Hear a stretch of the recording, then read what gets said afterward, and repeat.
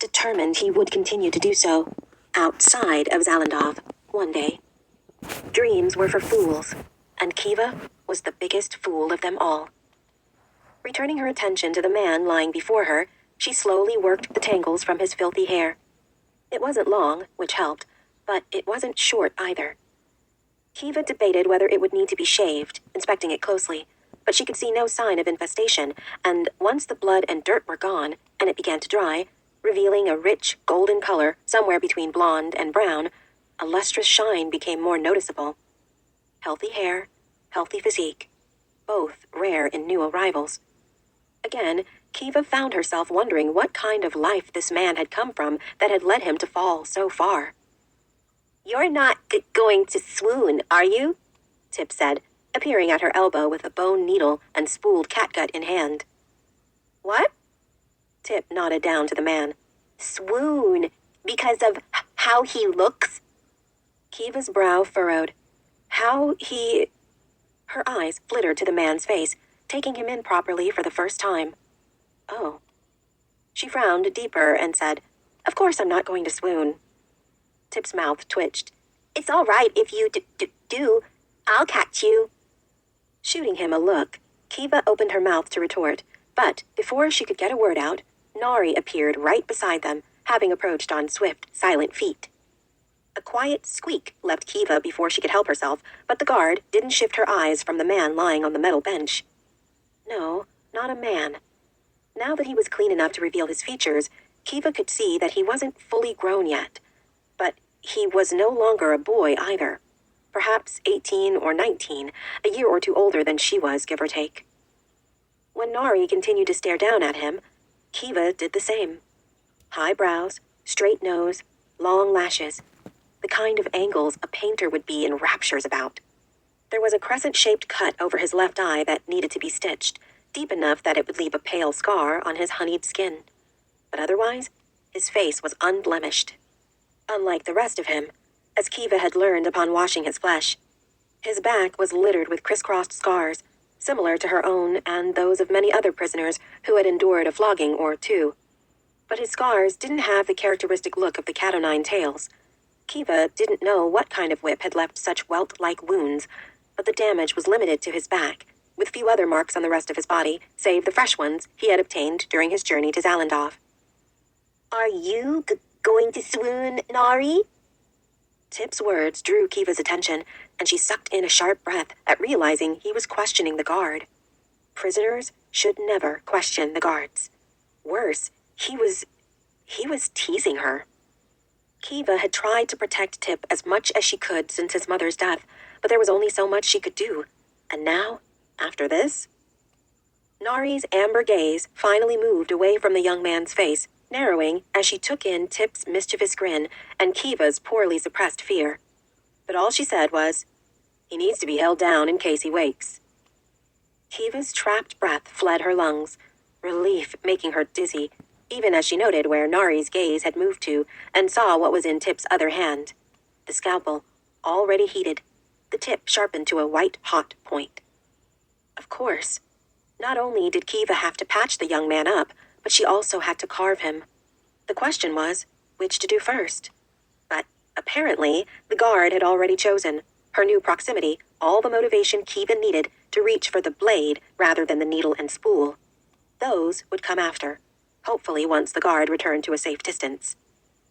"I can hold him," Tip said, stepping around Kiva to the young man's other side. He seemed oblivious to the danger he had just miraculously avoided, with Kiva's desperate warning look rolling right off him. "You take his legs, then," Nari ordered. "This one looks strong." Strong. The word churned in Kiva's gut. There was no way he would be allocated to the kitchens or the workrooms.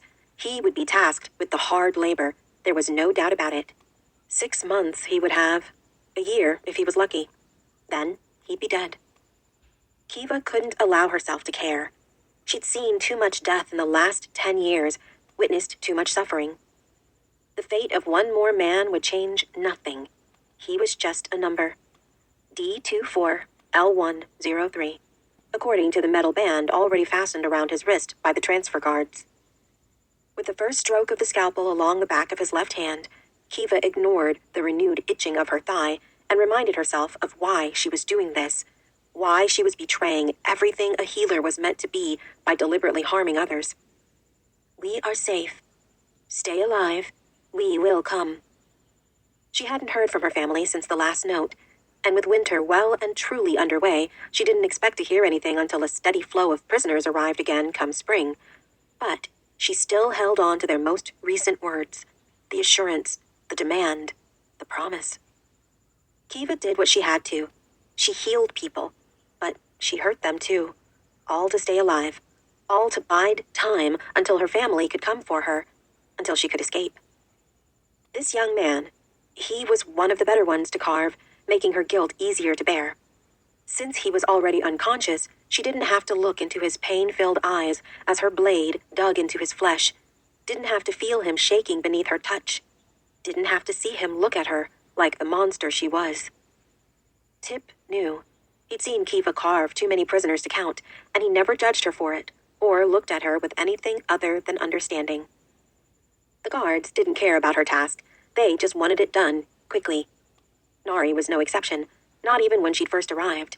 However, of all of them, the amber-eyed guard was the only one to ever show a hint of disgust. Even now, her jaw was clenched as Kiva sank her blade into the young man's flesh, with Nari's gloved hands pressing his shoulders into the metal slab lest he awaken. Kiva worked fast, and when she was done, Tip was ready with the pot of balico sap and a fresh scrap of linen. As if now satisfied that the new arrival wasn't at risk of moving and ruining his freshly carved Z, the guard retreated to the door, reclaiming her position without another word.